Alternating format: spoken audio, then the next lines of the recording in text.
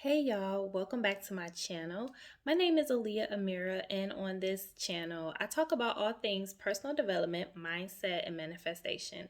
Today, I want to talk to you about the 3 ways that you can begin to differentiate an abundant mindset from a poor mindset. And I touched on this briefly in a previous video. If you have not seen it, go back and watch it. But I basically talk about a time in my life years ago where I went through a period of just being broke.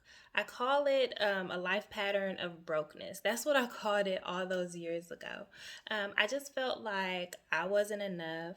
I never had enough of anything really at that time. That's just how I felt. That wasn't my reality. But feeling that way just kept repeating the same old habits, and I kept attracting the same experiences of not having enough. And that's why I was calling it a pattern. So, fast forward to today, the truth is that I really just had a poor mindset. So, really quickly, before we go any further into the 3 differentiators, I want to give you a definition of abundance because I love definitions. So, here you go. Abundance is existing or available in large quantities, plentiful, rich, and overflowing. And I love that because when I think of abundance, I like to think of a cup. So, have you ever had someone ask you, do you see a cup as being half empty or half full? What they're basically asking you is if you see the cup as half empty, you're more of a pessimist. But on the other hand, if you see the cup as being half full, you're more of an optimist. Well, abundance to me is like a cup overflowing. It has more than enough of everything. And it doesn't stop. Like it's just constantly flowing, just like money, because money is an energy and it's constantly moving through everything. And that's how I think of abundance. Now that you know what abundance is, I'm going to share with you my top 3 differentiators for the two, okay? And I'm going to break this down. So, the first one is a sense of power or control, okay? So, people with a poor mindset, they literally feel like they have no control over areas in their life. They feel like they don't have any control over their money, and they outsource their power to external things, okay? These are the type of people who will measure the quality of their life up against all the things that they don't have. They may say things like this: I'll finally be happy once I get my dream job. I'll finally be happy once I'm a millionaire. I'll finally be happy once I get married and I have the perfect family and we blend our finances, right? It's almost like they feel like they need other things in order to make them enough and also to increase their wealth. And that's just not true. These people are typically really fearful around the idea of money because they feel like they don't have any control over it. These are the type of people who are really scared to start new things. They may say things like, I would love to start a new business, but I just can't afford it. So if you are experiencing any of these ideas or beliefs, just be careful because you may be falling into a pattern of a poor mindset. Now, people with an abundant mindset, on the other hand, they know that they have some type of control over their life and over their finances.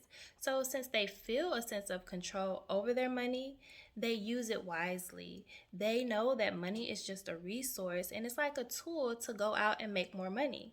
They leverage other people's money. These are the people who will actually go out on a limb to fund their dream and to reach their goals. Okay, the second differentiator is the feeling of more than enough versus never enough. So, in this category, people with that poor mindset, they're going to feel like, of course, they never have enough.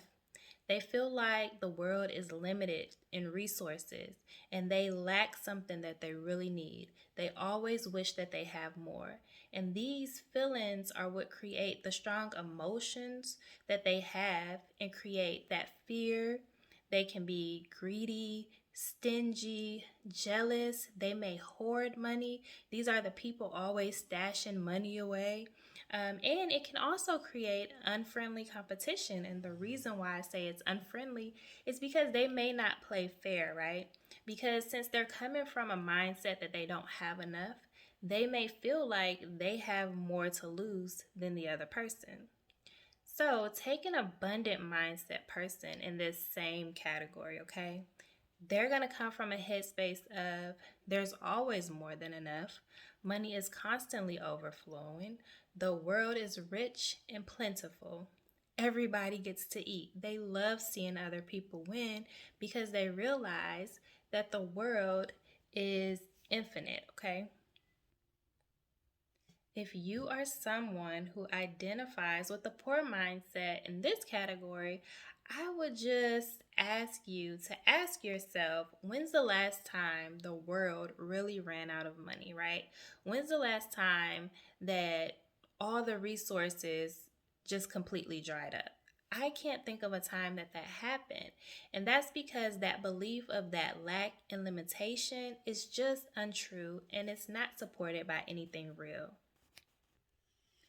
Okay, so my third and last differentiator is making your money work for you versus saving for a rainy day. And this one really hits home for me because I was that person. I was that person always saving for a rainy day. And it's just like, oh my goodness, the rainy day never came. So, people in this category who have that poor mindset, right? They are so scared. They are so scared of losing their money that they hold on to it forever. They want to keep it hostage. It's really hard for them to release money out into the world, right? And that's because since they have that mindset that they don't have enough, they feel like if they spend that last $50, $100, $500, whatever it is, if they spend it and then that rainy day comes and they don't have it, their whole life could literally fall apart. And that's just not true. Now, take an abundant mindset person in the same category, right? They're of course, they're always thinking there's more than enough, and they understand that their money has to work for them, right? So these are the investors, the small business owners, people who invest in real estate. These are the people who buy stock, of course, because they're always looking to grow and expand their wealth. They understand that the money is a resource and the world is overflowing with resources. So they don't even want to hold on to it, right? So, I hope that you like all of the content in this video and you can kind of see like where you fall versus where you fall, the abundant mindset versus the poor mindset. Because for me, when I began to learn about all of this stuff, I realized that, oh my goodness, I had a poor mindset for so long, which really just explained everything. But what I want to tell you is that whatever you focus on will grow. It'll just grow. And that's just the law of the universe. That's law of attraction. Whatever you focus on will grow and you will continue to attract more of it, okay? So if you continue to focus on that lack and that limitation, that's what you're going to attract into your life. On the other hand, if you get into the mindset that money is always flowing freely to you, just affirm, like, I am a money magnet. That's one of my favorite money affirmations. I am a money magnet, right? That's just creating that habit of abundant awareness, and then you're going to attract more and more to you, okay? So I really hope that you like this video.